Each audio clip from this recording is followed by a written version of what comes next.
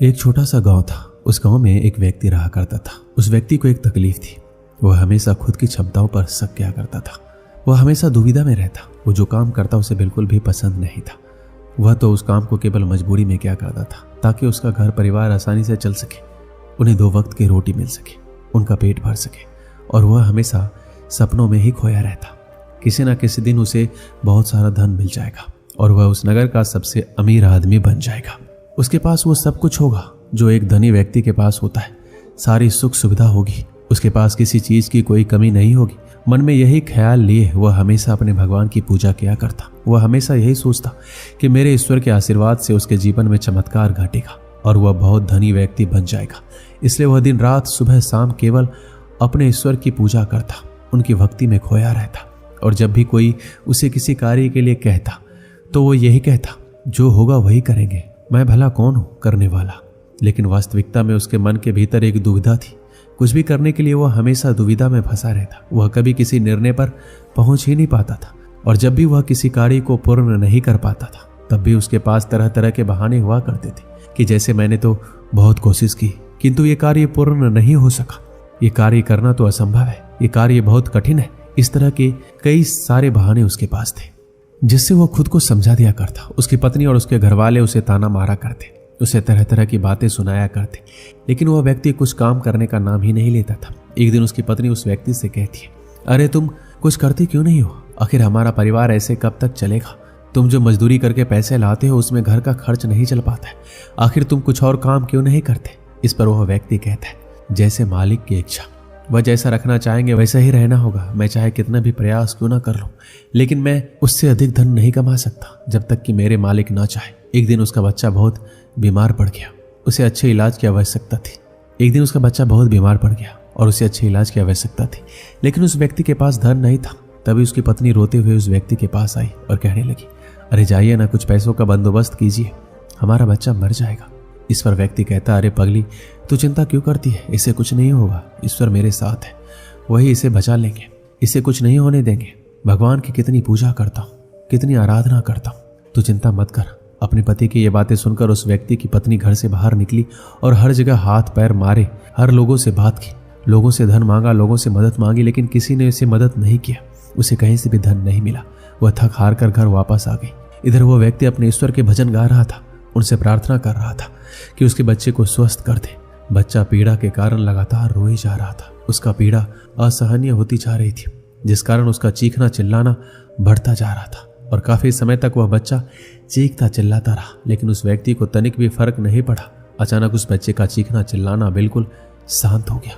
जैसे ही उस बच्चे की आवाज बंद हुई, यह देखकर वो व्यक्ति सोचने लगा कि लगता है मेरे प्रभु ने मेरे बच्चे को ठीक कर दिया। उसने प्रभु को धन्यवाद किया और कहा, मैं जानता था आप मेरे बच्चे को जरूर स्वस्थ कर देंगे। आखिर मैं आपकी इतनी पूजा जो करता हूँ, आपकी इतनी आराधना करता हूँ, मैं जानता हूँ आप मेरा साथ कभी नहीं छोड़ेंगे। अपने बच्चे की आवाज न आती देख उसकी पत्नी बच्चे के पास पहुंची और जोर जोर से चिल्लाकर उसने बच्चे को गले लगा लिया और जोर जोर से रोने लगी। तब जब उसने ये सब देखा तो उस व्यक्ति को यह एहसास हुआ कि उसके भगवान ने उसके बच्चे को नहीं बचाया था, बल्कि उसका बच्चा इस दुनिया में नहीं रहा। और जब उसे ये एहसास हुआ तब उसे बहुत गहरा धक्का लगा। उसे समझ नहीं आ रहा था आखिर ये कैसे हो सकता है। वह तो प्रभु की इतनी भक्ति करता है, इतनी आराधना करता है, फिर आखिर ये सब कैसे हो गया? उसके मन में ऐसे कई सवाल उठ रहे थे। उन सवालों को लेकर वह यहाँ वहाँ भटकता रहा। ऐसे कई दिन बीत गए, दिन के हफ्ते और हफ्ते के महीने बीत गए, लेकिन उसके सवालों का जवाब नहीं मिला। जब भी किसी से इसके बारे में बात करता तो उसे केवल एक ही जवाब मिलता, तुम्हारी भक्ति में कोई कमी रह गई थी। शायद इसी कारण ईश्वर ने तुम्हारी नहीं सुनी। लेकिन उसे किसी की बात पर यकीन नहीं था। उसे उस जवाब से कोई संतुष्टि नहीं मिल पा रही थी। वह अपने बच्चों को खोने के कारण बहुत दुख में था, बहुत तकलीफ में था।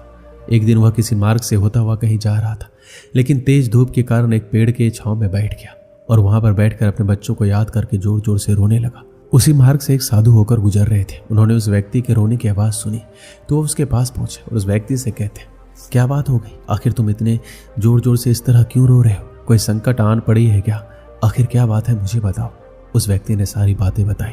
वो साधु से कहता है, हे गुरुवर, आखिर इसमें मेरी क्या गलती है? आखिर मैंने क्या किया? मेरी पत्नी मुझे मेरे बच्चे की मौत का जिम्मेदार ठहराती है। आप ही बताइए भला, मैं अपने बच्चे को क्यों मारना चाहूंगा? मैं तो बस ईश्वर से उसकी सलामती के लिए दुआ मांग रहा था, तो क्या मैं गलत किया? तभी उन साधु ने उस व्यक्ति को कहा, यदि तुम्हारे बच्चे को इलाज मिल जाता तो क्या वो ठीक हो जाता? इस पर वो व्यक्ति कहता है, हाँ अवश्य ठीक हो जाता। तभी वो साधु उस व्यक्ति से कहता है, आखिर तुमने इलाज क्यों नहीं करवाया? इस पर व्यक्ति कहता है, गुरुवर मेरे पास इतना धन नहीं था कि मैं उसका इलाज करवा सकूं। तभी गुरुवर उस व्यक्ति से कहते हैं, तुम्हारे पास धन क्यों नहीं था? तो व्यक्ति कहता है, गुरुवर जहाँ मैं काम करता हूँ वहाँ पर मुझे बहुत ही कम तनख्वाह मिलती है, इससे मेरा घर बड़ी मुश्किल से चल पाता है। ऐसे में मैं भला अधिक धन कहाँ से जोड़ सकता हूँ? तभी वो व्यक्ति से कहता है, यदि तुम्हारे बच्चे की मृत्यु धन ना होने के कारण हुई है तो तुम ईश्वर को क्यों दोष दे रहे हो? उसने तो ये नहीं कहा था कि तुम अधिक धन मत कमाओ। उसने तो तुमसे ये नहीं कहा था कि तुम वहीं पर काम करते रहो जहां पर तुम्हें तनख्वाह कम मिलती है। ईश्वर तो तुमसे ये नहीं कहा था कि तुम मेरे भरोसे बैठो। ये सुनकर व्यक्ति थोड़ा सा अचरज में पड़ गया। उसने उन साधु से कहा, गुरुवर तो क्या हमें ईश्वर की मदद नहीं मांगनी चाहिए? क्या हमें उनकी पूजा आराधना नहीं करनी चाहिए? तभी वो व्यक्ति से कहता है, तुम्हारा ईश्वर कोई और नहीं बल्कि तुम्हारे भीतर है। वह तुम्हारी आंखों से देखते हैं, तुम्हारे हाथों से कार्य करते हैं, तुम्हारी पैरों से चलते हैं, और जब तुम कुछ करने के लिए तैयार ना हो तो वह तुम्हारी मदद कैसे कर सकते हैं? तुमने ही अपने ईश्वर का हाथ पैर बांध रखा है। तभी वो व्यक्ति उनसे कहता है, ठीक है आपकी बातें बड़ी कड़वी लग रही है, लेकिन जो कुछ भी आप कह रहे हैं वह सत्य है। कहीं ना कहीं मैं अंदर से जानता था मैं ही अपने बच्चे का मौत का जिम्मेदार हूँ। यदि मैं थोड़ा धन जुटा लिया होता, यदि मैं थोड़ी सी मेहनत की होती, लोगों से मदद मांगता, तो अवश्य ही आज मेरा बच्चा जिंदा होता, मेरे साथ होता। इतना कहकर व्यक्ति जोर जोर से रोने लगा। कुछ देर रोने के बाद फिर से शांत होकर गुरु से कहता है, गुरुवर जब भी मैं कोई कार्य करने जाता हूँ तो मेरे पास इतने साधन नहीं होते थे, ना ही धन होता था, ना ही किसी का सहयोग मिलता था। और जब भी मैं कोई कार्य करने जाता तो मेरे मन में एक शंका होती थी, एक संकोच होता था कि मैं इस कार्य को कर सकूंगा या नहीं।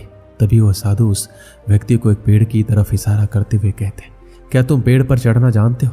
व्यक्ति कहता है, नहीं गुरुवर, मैं आज तक कभी पेड़ पर नहीं चढ़ा और ना ही मैं पेड़ पर चढ़ना जानता हूँ, किंतु आप मुझसे ये क्यों पूछ रहे हैं? इस पर वो साधु कहता है, अभी बताता हूँ। उन्होंने पास में बैठे हुए कुत्ते को एक पत्थर मारकर क्रोध दिलाया। वह तुरंत ही पास वाले पेड़ पर चढ़कर बैठ गए। अब उस कुत्ते के सामने वह व्यक्ति था। उस कुत्ते ने क्रोधित होकर उस व्यक्ति को दौड़ाया। उस व्यक्ति को कुछ समझ नहीं आ रहा था, वह बस तेजी से भागता जा रहा था। तभी उसे अचानक एक पेड़ नजर आया। वह व्यक्ति उस पर जाकर तुरंत चढ़ बैठा। कुछ देर बाद जब वह कुत्ता वहां से शांत होकर चला गया, तब साधु उस व्यक्ति के पास आए। उस व्यक्ति से कहते हैं, क्या हुआ? तुम तो कह रहे थे तुम्हें पेड़ पर चढ़ना नहीं आता, फिर तुम इस पेड़ पर कैसे चढ़ गए? इस पर व्यक्ति कहता है, गुरुवर ना जाने क्यों लेकिन अचानक से ही मैं इस पेड़ पर चढ़ बैठा। मैं नहीं जानता मैंने ये कैसे किया, लेकिन मुझे अपनी जान बचाने के लिए ये करना ही पड़ा।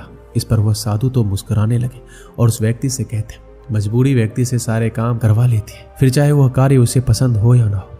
जब तुम्हारी जान पर बन आई तो तुम इस पेड़ पर चढ़ बैठे, लेकिन आखिर उस वक्त तुमने अपने ईश्वर को क्यों याद नहीं किया? तुम्हें उन्हें अपनी मदद के लिए क्यों नहीं बुलाया? तुम चाहते तो वहीं पर बैठकर अपने ईश्वर को याद कर सकते थे, उन्हें अपनी रक्षा के लिए बुला सकते थे, लेकिन तुमने ऐसा नहीं किया।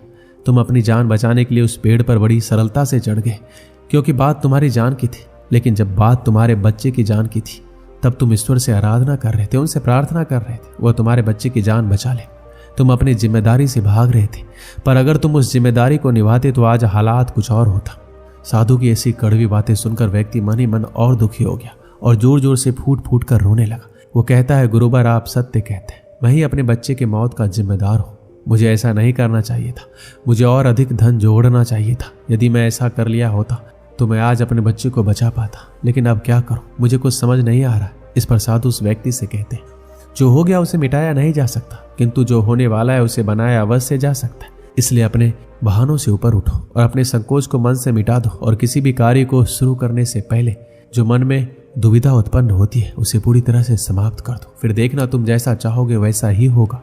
तुम जो हासिल करना चाहोगे तुम उसे हासिल कर पाओगे। तुम्हारा मन मजबूत होने लगेगा। तुम दुविधा से ऊपर उठकर साफ और स्पष्ट तौर पर निर्णय ले सकोगे। उसके बाद से तुम्हारे मन को कभी किसी बहाने की जरूरत नहीं पड़ेगी। इस पर व्यक्ति कहता है, किंतु गुरुवर जब भी मैं कोई कार्य करने जाता हूँ तो मेरा मन बहुत ही कमजोर पड़ जाता है, मैं घबरा जाता हूँ। मैं अपने मन को मजबूत कैसे बनाऊं? क्या आप मुझे कोई उपाय बता सकते हैं? इस पर साधु कहते हैं, हाँ मेरे पास इसका उपाय भी है। तभी व्यक्ति कहता है, गुरुवर कौन सा उपाय मुझे बताइए। इतने में साधु ने उस व्यक्ति का हाथ पकड़ा, उसे एक नदी किनारे ले गए। उस व्यक्ति से पूछते, क्या तुम्हें तैरना आता है? तो वह व्यक्ति थोड़ा घबराया, लेकिन उसने जैसे तैसे उस गुरु के इस बात का जवाब दिया, हे गुरुवर मुझे तैरना नहीं आता, लेकिन आप मुझसे ये क्यों पूछ रहे हैं? इस पर गुरु कहते हैं, अभी बताता हूँ। इतना कहकर उन्होंने उस व्यक्ति को पीछे से धक्का दिया। वह व्यक्ति सीधा नदी में जा गिरा वह नदी के पानी में हाथ पैर मार रहा था। वह बचने का हर मुमकिन प्रयास कर रहा था। जब साधु ने देखा वह व्यक्ति डूबने लगा है तो उन्होंने जाकर उसे पानी से बाहर निकाला। वह व्यक्ति जैसे ही बाहर आया वह हांफने लगा, वह घबराया, वह डरा हुआ था। जैसे तैसे उसने हिम्मत की और खड़ा हो गया। अब की बार वह साधु को देखकर बहुत घबरा चुका था, बहुत डर चुका था। उन्हें देखते ही भागने का प्रयास करने लगा, लेकिन इस बार उस साधु ने उसे जबरदस्ती पकड़कर नदी में धक्का दे दिया। वह नदी में हाथ पैर मारने लगा ताकि कोई उसे बचा सके। वह जोर से चिल्लाने लगा, बचाओ बचाओ, लेकिन आसपास कोई नहीं था। उसकी मदद के लिए कोई आ नहीं रहा था। तभी साधु उस पानी में उतरे और उस व्यक्ति को जबरदस्ती पकड़कर सीधा खड़ा कर दिया। उस व्यक्ति ने पाया कि उस नदी में पानी केवल उसके कंधे तक ही आ रहा था। इस पर वह साधु व्यक्ति से कहते हैं, अरे अब तुम मुझे ये बताओ, आखिर तुम इतने कम गहरे पानी में किस तरह डूबकर मर सकते हो?